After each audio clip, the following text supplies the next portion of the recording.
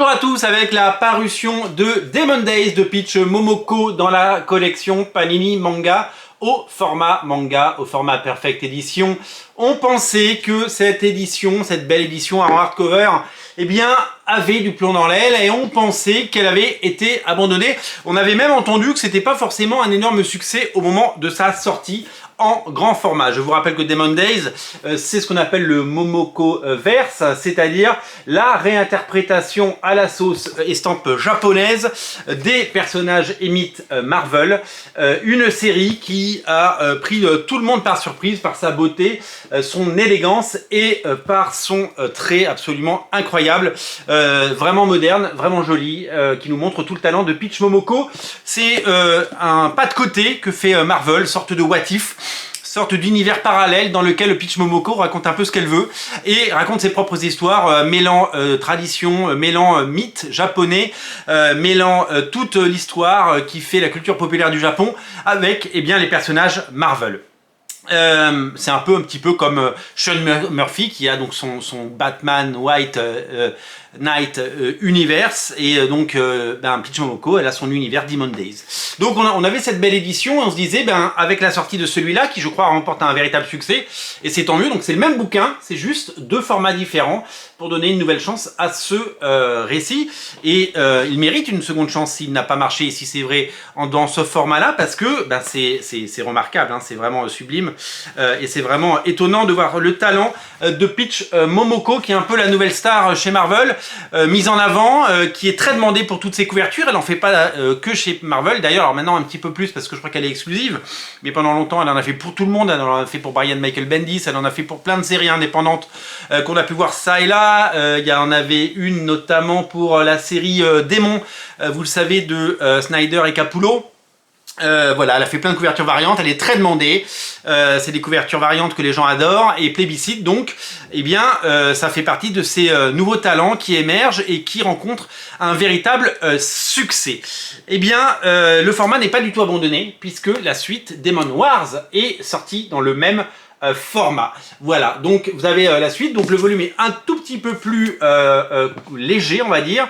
Il reprend les épisodes Demon Wars The Iron Samurai numéro 1, c'est une série de one-shot, hein, c'était que des one-shots. Demon Wars Shield of Justice, Demon Wars Down in Flame et Demon Wars Scarlet Sin. C'est tout aussi réjouissant et tout aussi joli, ce savant mélange d'estampes japonaises, de style japonais, donc elle est japonaise, hein, donc clairement c'est son style de dessin, elle n'imite pas, elle ne copie pas, elle invente, elle innove, elle crée.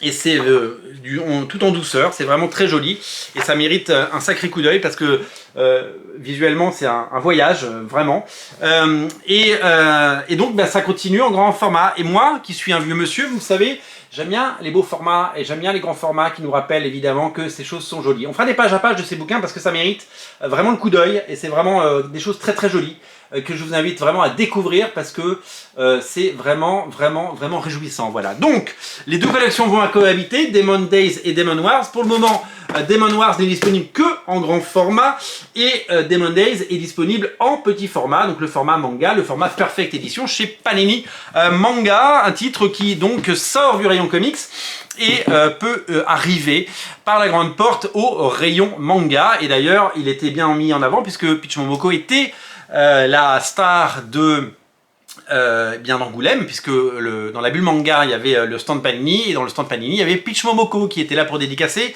Elle a fait une petite tournée également, elle a répondu aux interviews de Arnaud Tomassini dans First Print, vous pouvez aller écouter si vous parlez anglais et japonais, le podcast de Peach Momoko. D'ailleurs on n'avait pas besoin de parler anglais puisque c'est directement du français au japonais avec un traducteur ou une traductrice, donc le First Print avec l'interview de Peach Momoko et donc une actualité brûlante pour cette autrice parce que vous le savez certainement, c'est elle qui reprend les Ultimate X-Men à partir de mars. Donc en mars, nous aurons le plaisir de découvrir, malin plaisir j'allais dire, de découvrir le premier numéro de cette série Ultimate X-Men. Je ne sais pas quoi en attendre, j'ai juste envie d'être surpris et d'être déçu en bien.